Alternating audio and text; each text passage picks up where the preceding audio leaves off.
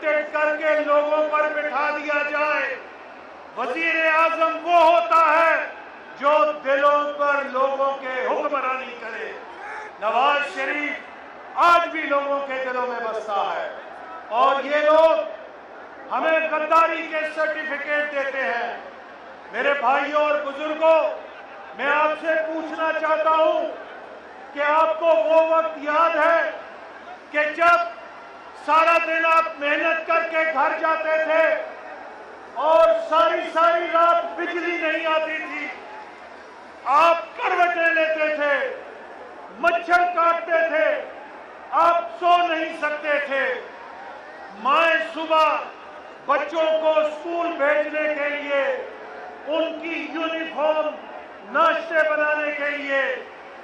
ترستی تھی کہ بجلی 10 منٹ کے لیے آ جائے۔ نمازی مسجدوں میں جاتے تھے اور وضو کے لیے پانی نہیں ہوتا تھا۔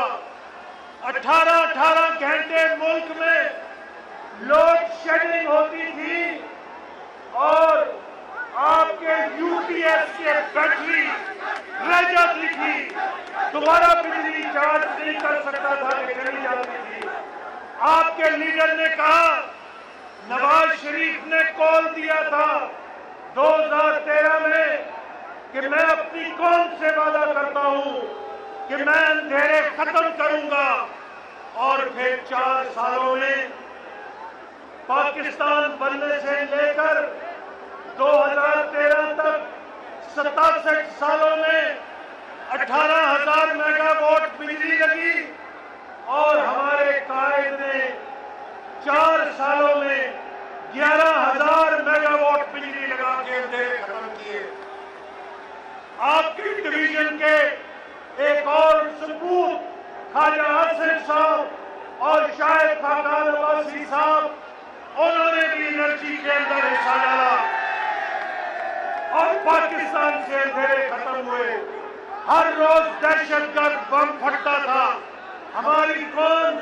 لاشیں اٹھا کے تھک گئی تھی، اور نواز شریف نے مسلح افواج کو کہا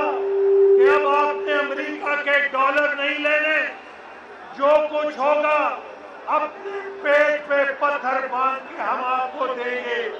لیکن دہشت گردی ختم کریں گے۔ 500 ارب روپیہ آپریشن ضرب عضب اور رد الفساد کو دیا، اور ملک میں دہشت گردی ختم کر کے دکھائی۔ میرے بھائیوں، مجھے بتاؤ کہ نواز شریف کے 5 سالوں میں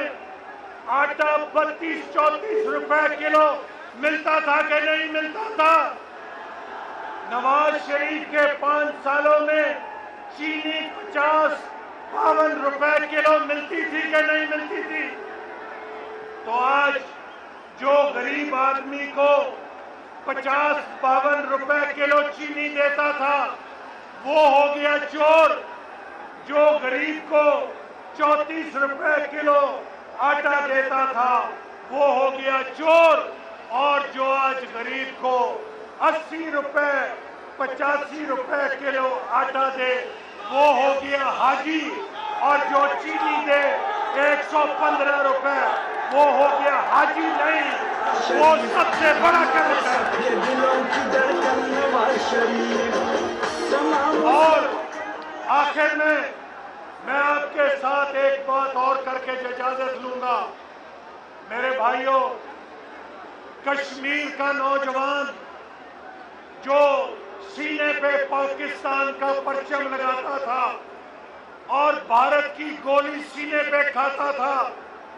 وہ کشمیر کا نوجوان جس کو بھارتی فوجی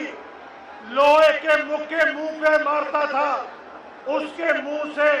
خون کا فوارہ نکلتا تھا، بھارتی فوجی اسے کہتا تھا کہ بولو پاکستان مرد آباد، تو وہ تب بھی کہتا تھا پاکستان زندہ باد۔ آج وہ کشمیر کے لوگ، وہ ہمارے شہید جنہوں نے کشمیر کے لیے شہادتیں دی، سوال کرتے ہیں کہ پاکستان کے 72 سال میں جمہوری حکومت آئی، مارشل لا آیا، کمزور حکومت آئی، मजबूत हुकूमत आई, कभी भारत को कश्मीर हड़प करने की जरूरत नहीं हुई थी। ये क्यों? आज मोदी ने कश्मीर को हड़प करके भारत का हिस्सा बना लिया है। ये सवाल है जिसका जवाब इमरान नियाज़ी को देना होगा। या तो इसने पाकिस्तान को कमजोर कर दिया है, पाकिस्तान की ताकत कमजोर कर दी है कि भारत के ऊपर खौफ नहीं रहा, और अगर पाकिस्तान की ताकत में कमी नहीं हुई, चूंकि हमारी मुसल्लह फौज बहादुर है, तो अगर हमारी ताकत में कमी नहीं हुई तो इमरान नियाज़ी ने कश्मीर का सौदा कर दिया है, वरना कभी भारत को यह जरूरत न होती। मेरे भाइयों, अगर पाकिस्तान बचाना है, अगर कश्मीर के मजलूमों की आवाज बनना है, अगर इस महंगाई से निजात दिलानी है, अगर नौजवान का मुस्तकबिल महफूज करना है, बेरोजगारी खत्म करनी है, इस मुल्क को आइन के मुताबिक चलाना है, इस मुल्क के सूबों को बलोचिस्तान, खैबर पख्तूनख्वा, सिंध, पंजाब और उसके साथ गिलगित बल्तिस्तान,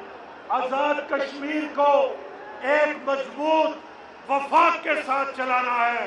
तो उसका एक ही रास्ता है कि पाकिस्तान डेमोक्रेटिक मूवमेंट में हर शहरी, हर दानिश्वर, हर नौजवान, हर वकील,